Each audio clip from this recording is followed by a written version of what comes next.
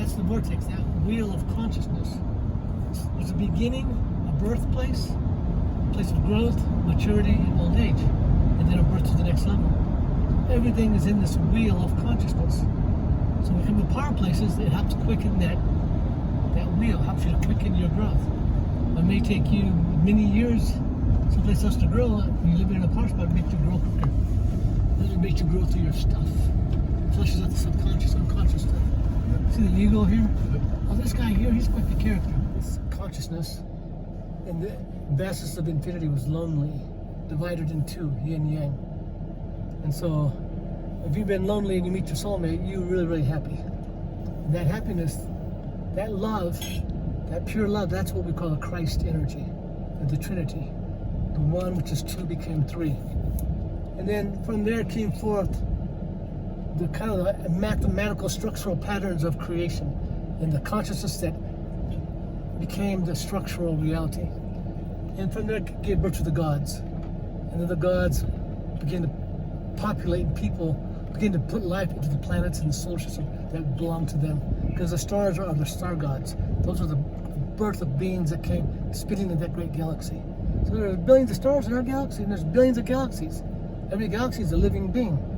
But every star is a living being also, as is the Mother Earth. And once upon a time, we came down from the star. We came down from the star. So we come from the Pleiades. And our souls birthed from the Pleiades, from the star Sirius, where we come from. So you see all these pyramids around the world, they're all linked up to star systems. They discovered, like, especially in Mexico, Central America, when they got the LiDAR photography, they took pictures through the jungle canopy, taking pictures over the grids of the jungles. They put it in the computer, they said, oh my God, there's 90% more pyramids in cities than we ever thought possible.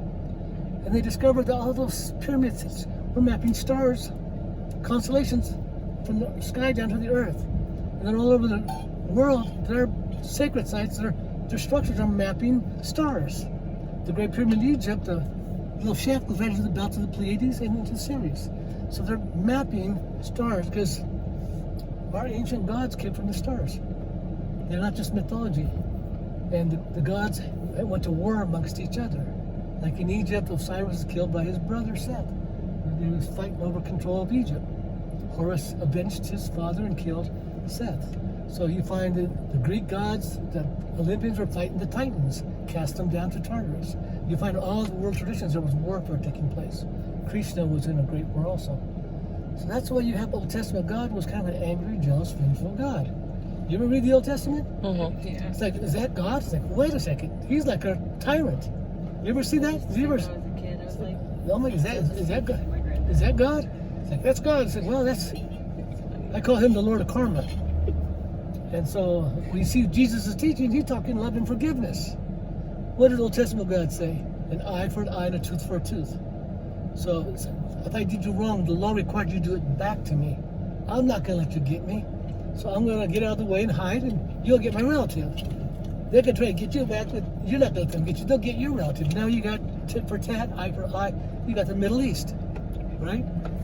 So that's why like a Buddha came in. Get off the wheel of reincarnation, let go of your attachments. Because your ego, through its ignorance and your desire, creating desires and actions causing conflict, and now you're caught eye for an eye, tooth for a tooth. So the Old Testament God's putting us stuck on the wheel. The others came in to liberate us. So there have been those two different factions, some wanting us to be free, to know their true self, and others wanting us to do time down here. And so that's a whole other story. We won't go into that now. Of great spirit, galactic butterfly, that's who we're praying to.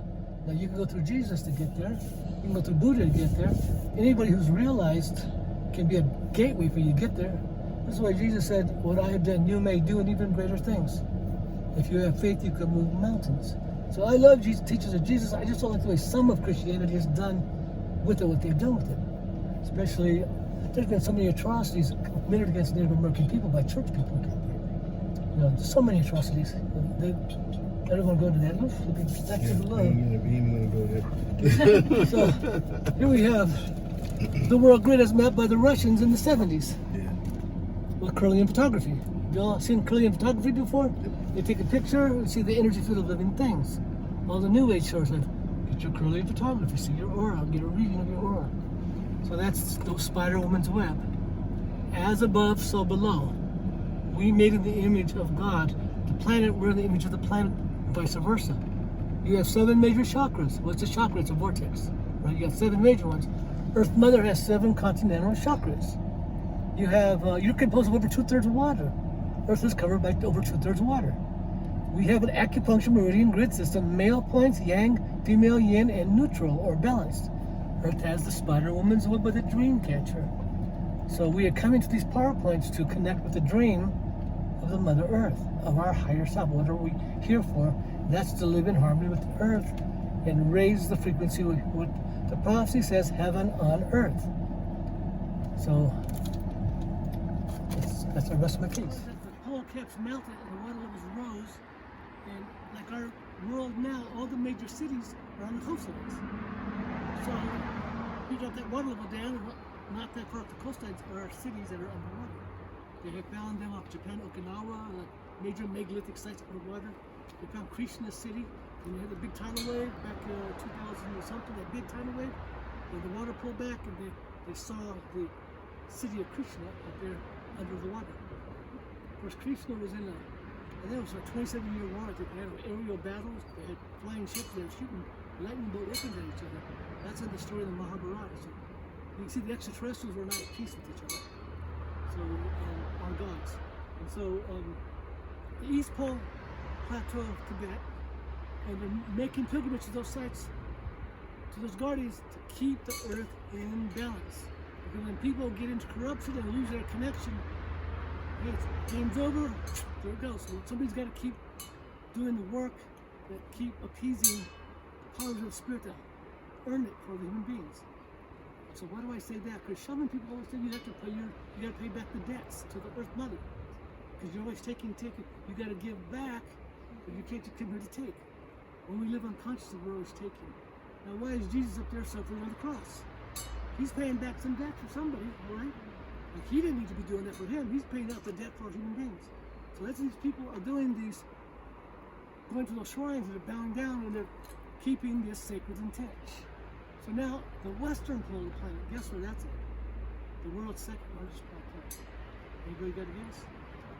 The Colorado Plateau. Right up there. That's the edge of the plateau right there. It's lifted up, the second largest plateau in the world. The indigenous people have the 4 sacred mountains. They have shrines in those mountains and make pilgrimages there to do the prayers and keep making their offerings.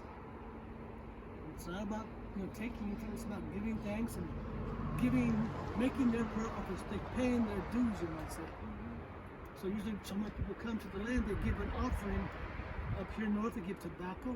Down in the southwest, they give cornmeal. Down in South America, they're putting gold figurines in the power places to make their offerings until the Europeans start stealing all their gold offerings. And so then they give cotton. They give cotton balls that they grow cotton to weave their clothing. So that cotton they give to the earth. So these 2 plateaus, and the people there on the plateau, the Hopi people say we're holding the earth in balance. This is when the last great earth changes. So they discovered there's a cycle about 6,000 years, because in the great cycle, it's supposed to be 26,000 years, 6,500 years, divided by 4, or the Mayas divide by 5, 5,200 years. That age comes to an end, a great shift. The Mayan calendar, the great shift. So scientists have discovered now that through ice samples and all that there's a 6,000 year cycle where cataclysm happens on the planet. So that's when people say, oh, the end of the world, Mayan calendar, it's a cataclysm. So we're on the verge of that. The good news is that it's okay. It's okay. Because you can't take this life too seriously. You can't get out alive. So if you're going to die, what comes next? What's all of our stress and our fear? We're afraid we're going to die. We're afraid we're going to be vulnerable. We're afraid to lose control. But when you connect with heaven, you're not afraid of dying because you connect with heaven. You can begin to live your heaven here now. So that's our goal, is to awaken our heaven here now. The prophecy said that the rainbow nations are going to begin to awaken and dream awake, dream heaven on earth. We knew the earth is dying, the prophecy said, and people are going to dream life back into the earth by making their offerings. And that's not the 3D earth, that's the 5D earth. this earth is going to go through upheaval. It's going to reset itself. The ocean's going to come back here. It's going to be a whole different earth, and we're going to move into the fifth dimension. Back in the 60s, there was a song called The Dawning of the Age of Aquarius. You ever heard that song? Sung by a band called the Fifth Dimension. So obviously they were getting some guidance from the star people. So I also had contact from the star people, and they gave me some similar teachings. So that's kind of partly what I'm sharing now about have no fear about the changes. You can feel them coming. The weather's getting more extreme. The floods, the droughts, the fires, the tornadoes, the hurricanes. Prophecy says that summer conditions in the winter, winter conditions in the summer, and back and forth like that. Drought in the west, fires, flooding in the east, everything going like that. So you know you're in the time. So that means wake up your connection to heaven. If you do that, wake that connection up, we may be able to step right up into that next dimension without having to go through a physical death. It may be idealistically thinking, but I'm holding that back. It's always telling us we're not good enough, or we're not this, or we're not that. We've got that program gets into our unconscious mind, into our body program, our body computer. So when we start to give positive energy to the water, Sacred Mother Water, we love you. We thank you because you nurture us. We are talking to you the way shamanic people live, praying to water. Without water, you're dead in the desert. You need water. So we want to put that love frequency, that gratitude frequency into the water. So we're giving thanks, we're giving back to the water love. And then we spin our hands in the water little vortices and ask for the blessings you need in your life to feel safe, secure, supported, successful, happy for your children, for your family, for your relations. And you just reach in the water, throw the water up in the air like raindrops. And let a raindrop down on you. Like play up on you. Are we ready? That one. And now this one. Go ahead.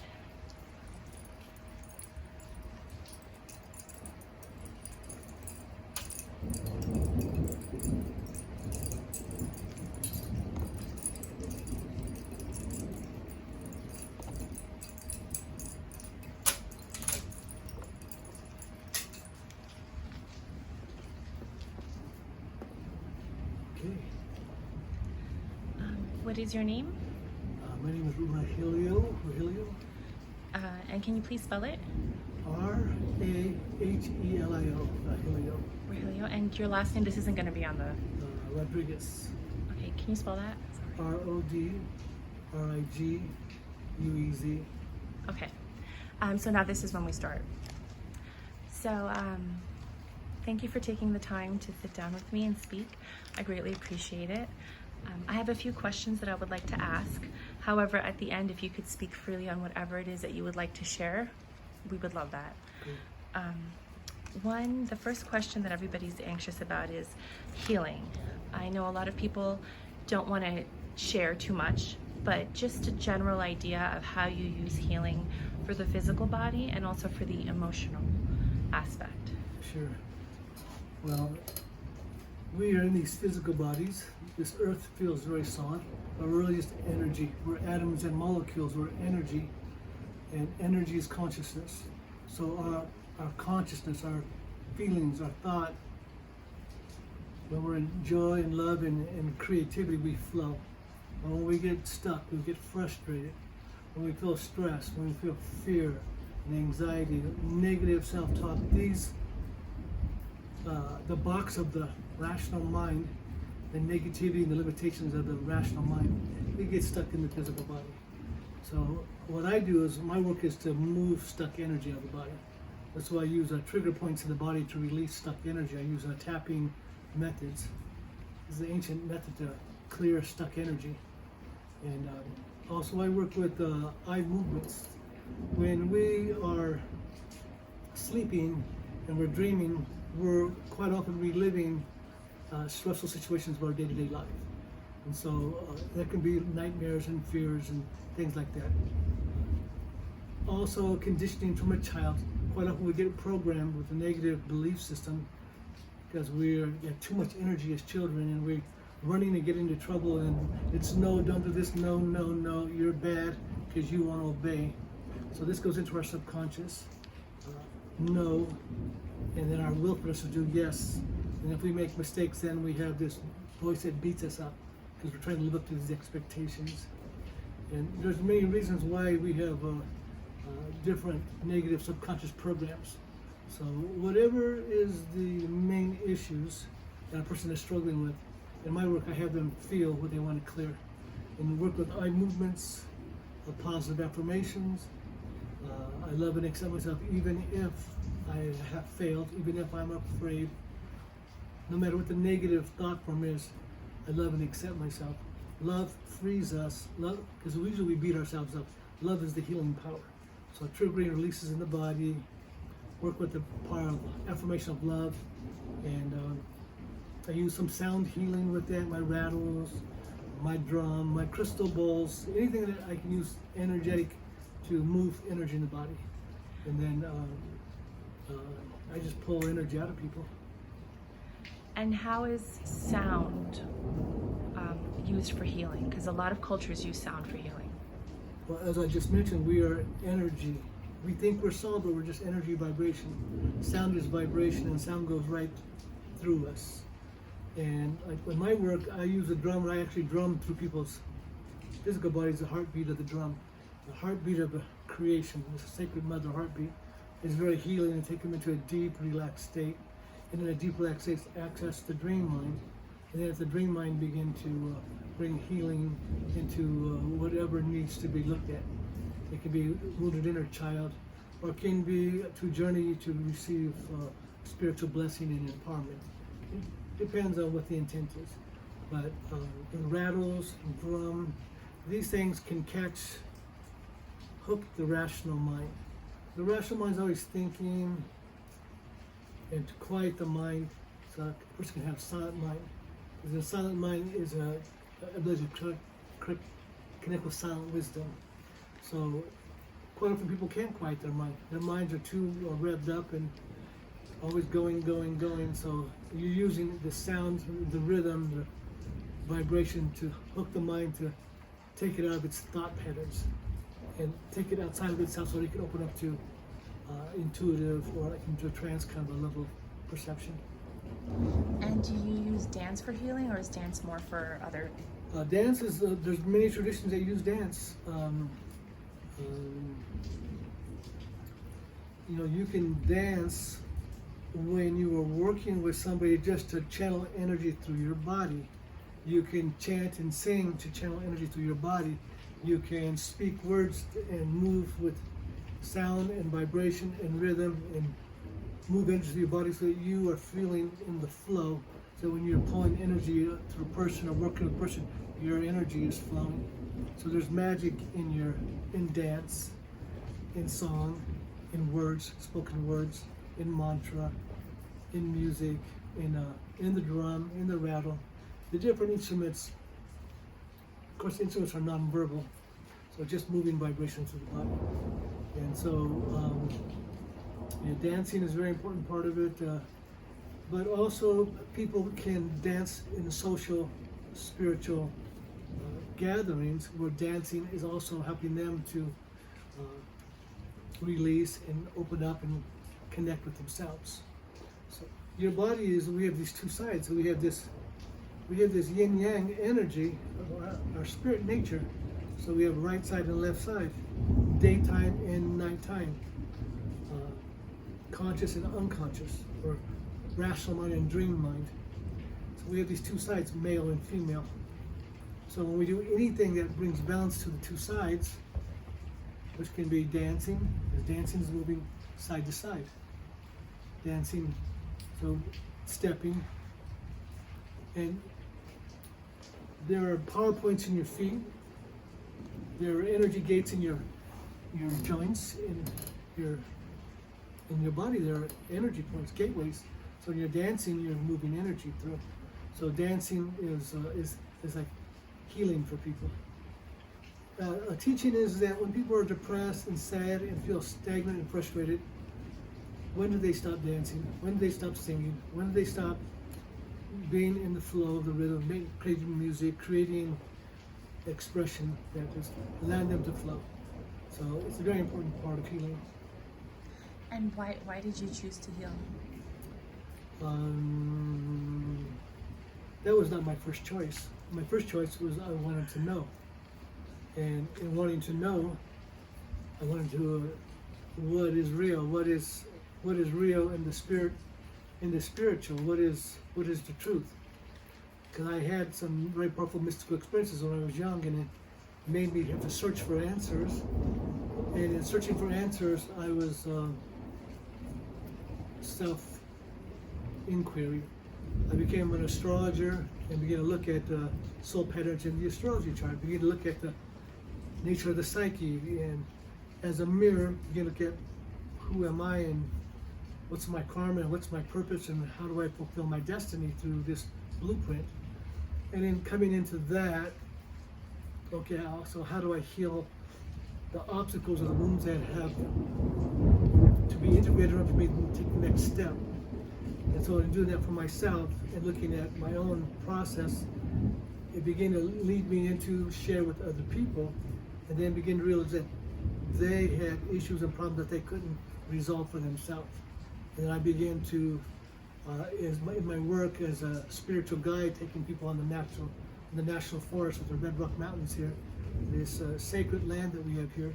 By taking people out, I began to engage with people and see what was, where they were disconnected, where they were out of touch, where they were having their fear and anxiety, where their problems were. And as an astrologer and reading for people, I realized that if I wasn't able to help people heal and clear, I felt like I wasn't doing my job, because to talk to people and counsel them without giving them any spiritual healing, it wasn't a complete thing for me. So I began to pray and ask that I can learn how to heal, first myself, and also learn all the different healing possibilities. So I looked at different traditions. I looked at how the different elders and the medicine people, the different traditions and what their ways were, and how they were doing their ways. And from that I extracted a little bit from different traditions, and I created my own healing system. And so that I began to pull people's trauma and anxiety and fear, their self-loathing, their self-hatred, their guilt, shame, and blame. I began to pull these things out of people. And I have been fine-tuning my system for, like I started that like 30 years ago. And it was more of a secondary part of my work, but because I was mostly taking people out on the land and taking them on quest and engaging with the land in ceremony, like sweat lodge ceremony and various ceremonies. But the last few years, I've focused more on now doing healing for people, and I've so many people coming to me now for help them clear their fear, clear their stress, clear their addictions. People are suicidal. People have really deep woundedness. Some people have entities in them that have possessions going on. So I began to just some people starting to come to clear some really radical stuff. And I know this isn't talked about often, and this is one of the reasons that I started the documentary is a lot of people don't talk about miscarriages. I know that the Hopi Indians told me that I had to talk to the women, that the men don't answer that question, but I wasn't sure if you have any views on how to heal the emotional wound of a miscarriage. I'm not so much coming from a traditional way that this is how it is for the males do this and the females do that. I'm kind of like I'm kind of a bridge to the new. I draw from the old, but I just do what I can do to help people. And when you have a miscarriage, you're dealing with grief. You're dealing with grief. So most often, for people come to me, what do you want to resolve? What do you want to heal? If it's grief, so you have to feel your grief so I can pull it out. If it's anxiety, you got to feel so I can pull it out. Whatever the problem is, I get a lot of women that can't get pregnant and they want to get pregnant.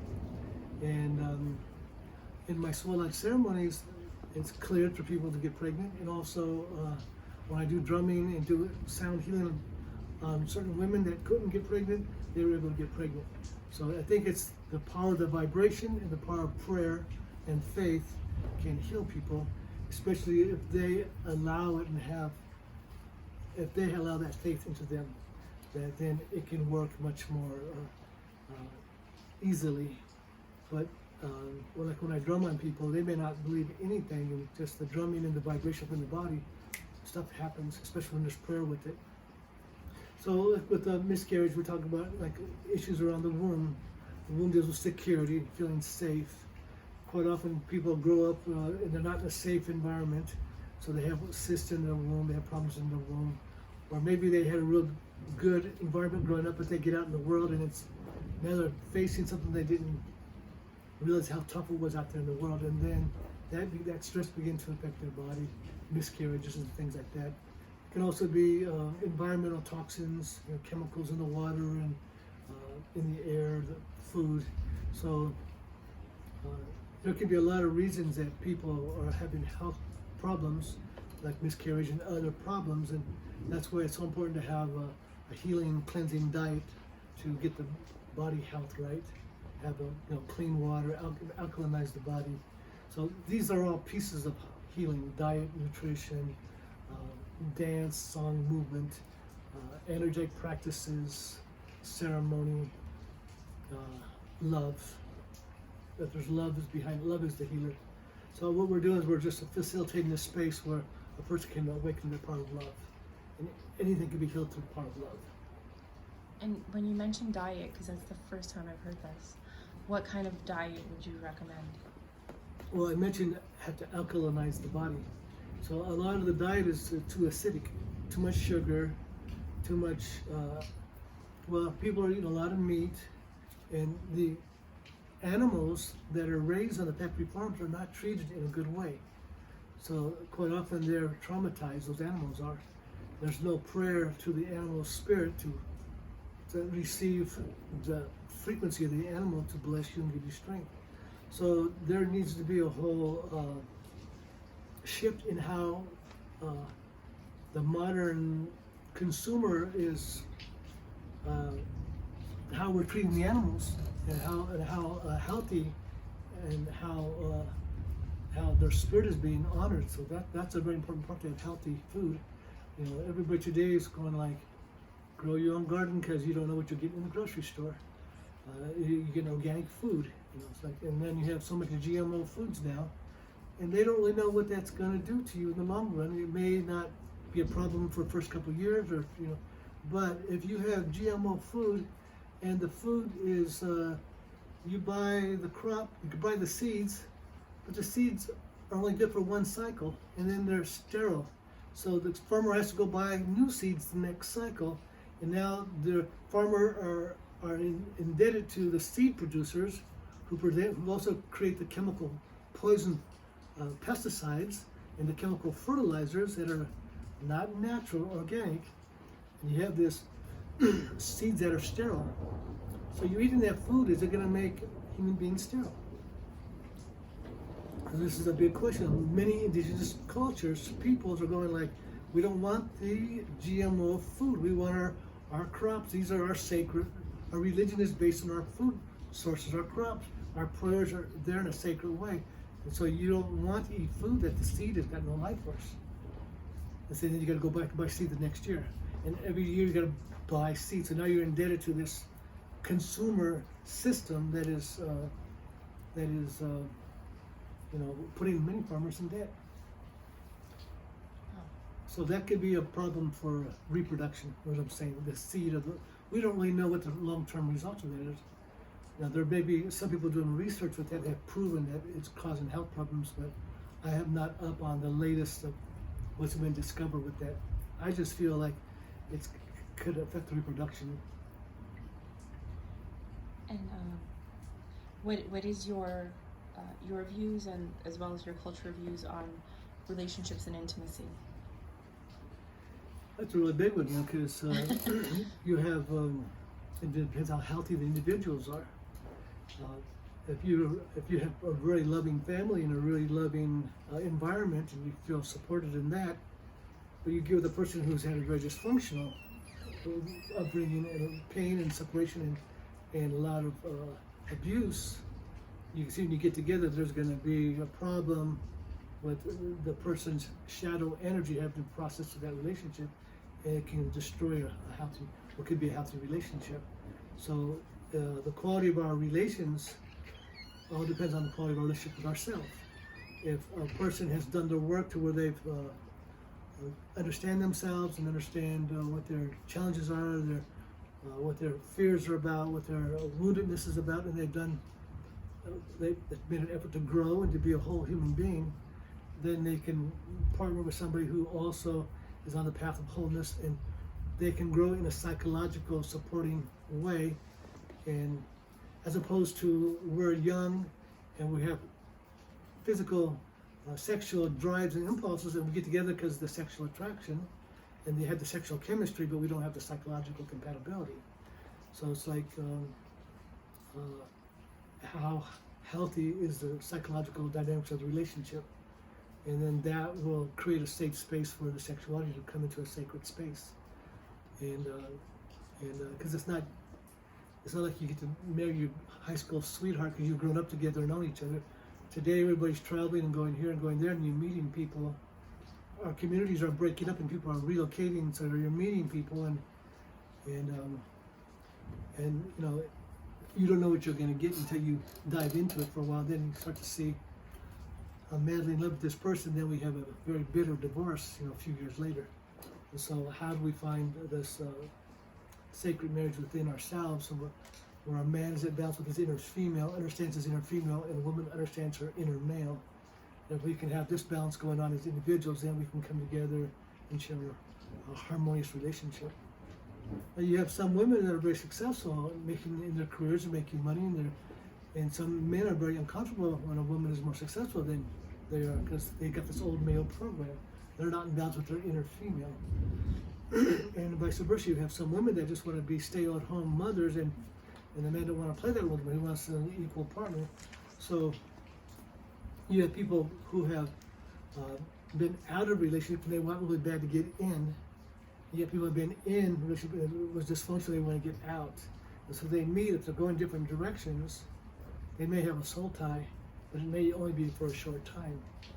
So our soul ties can be for a short season, or a year, or a lifetime. We have different people we meet that are catalysts for us, and it's not to judge it, it's just to know what it can be a stepping stone or it can be a long term, but they all have they can be very important to us.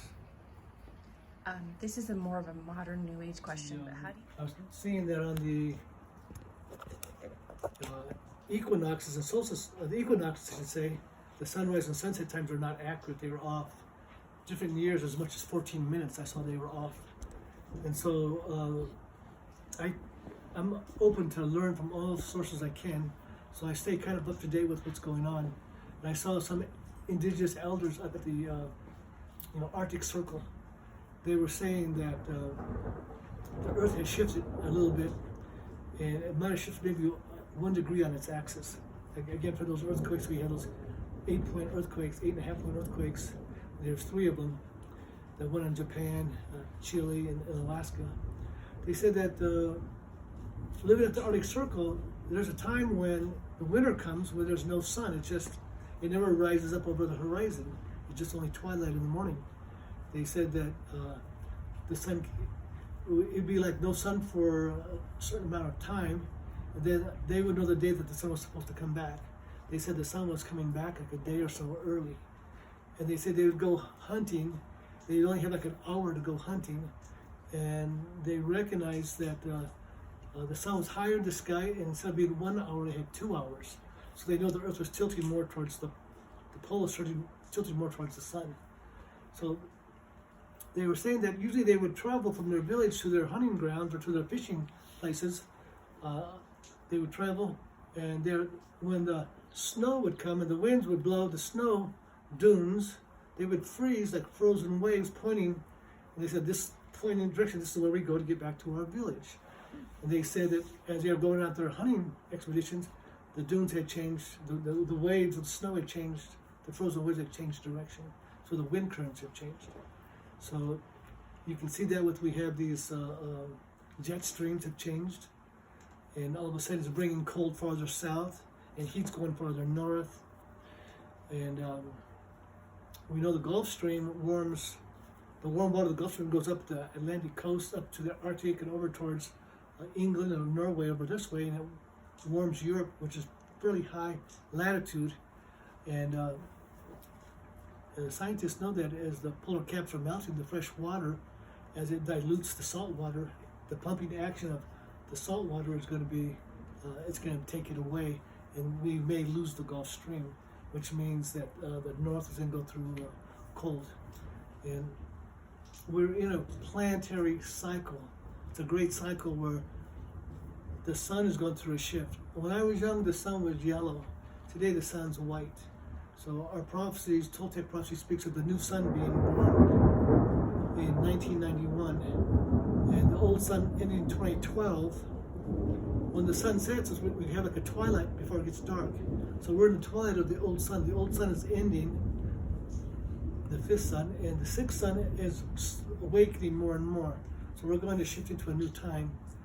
And that time, it's kind of like the old sun is kind of like when we're mastering the outer world, conquering the outer world, the male dynamic, conquering nature, conquer each other through war, conquest. You know, it's like this conquering health. Everything's less male conquering. We're going to shift to a female cycle. Instead of this outward description, outward conquest, it's going to become more of our internalized, our dreams, our visions, our awakening to who we truly are, and recognizing what's going on inside of us, and then beginning to dream into a higher frequency, and then step into the higher dimension up. It's like a fifth dimension. So before that happens, this climate shifting is a part of the prophecies that says extremes. Summer conditions in wintertime, winter conditions in summertime. Things flip-flopping. Drought in the western United States, extreme fires, flooding and rain, and extremes in the eastern United States. Earthquake, volcano, these type of things. So we've been in this period of time. It goes along with the North American speak of the white buffalo prophecy, but not just the white buffalo. It's not the only animal that's turned white, although the buffalo is a sacred symbol for the Plains Indian. But you see there's humpback whales that are white, there's dolphins that are white, there's mountain lions that are white, there are deer that are white. I saw a skunk that was white, I saw a coyote that was white. People in my place have seen a mountain lion that was white. So something's happening, a shift in the frequency.